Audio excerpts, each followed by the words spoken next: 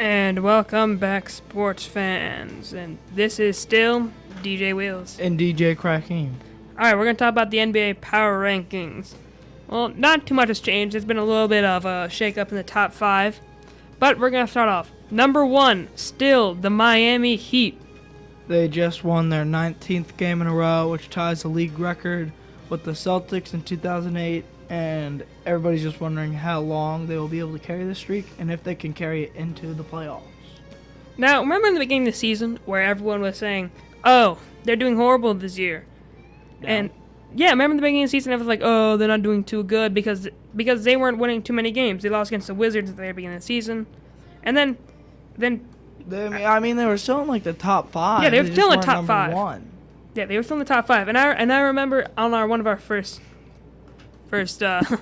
radio airs that Chuck, you said that they were going to pick it up after the All-Star break, and you were right. Yeah, of course. LeBron James is too good. He's the best player in the league.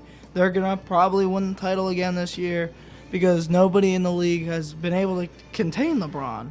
For, I think it was 15 games in a row, LeBron dropped 30 or more points, which tied a league. No, he was one away from the league record. And he also, got, so many double-doubles or something, I forget. But, yeah, he was just doing amazing. And he's doing that in this winning streak, too. But the bench has really stepped up in the last couple games to help out with the Heat. All right, and number 2, the Oklahoma City Thunder.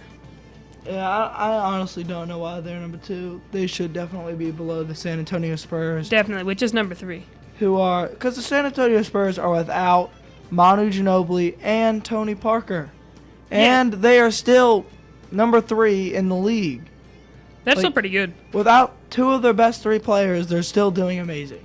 All right. So when they get them back, they're going to be even more amazing. And from a jump from number 7, the Denver Nuggets reach number 4. The Denver Nuggets have really turned it on this season, and it's really surprised me. They've been doing amazing with the amazing play of Ty Lawson, their starting point guard, who after the All-Star break has been averaging 24 points, I think, on 51% shooting. Let's see if he can keep it up into the playoffs.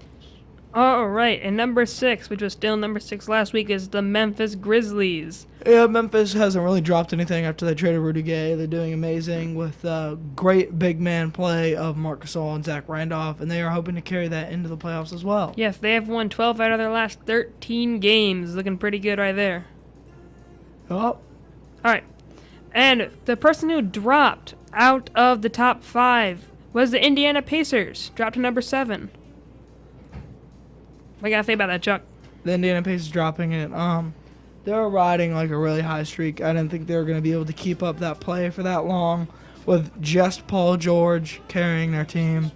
And they're in a pretty tough conference. They've had to play the Heat multiple times over this break. I wasn't really surprised. They're still going to be good in the playoffs, still going to be contenders, but they're just not as good as the teams that are in the top 5.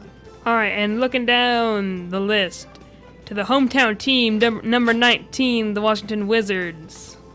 Number 19, last week they're number 18.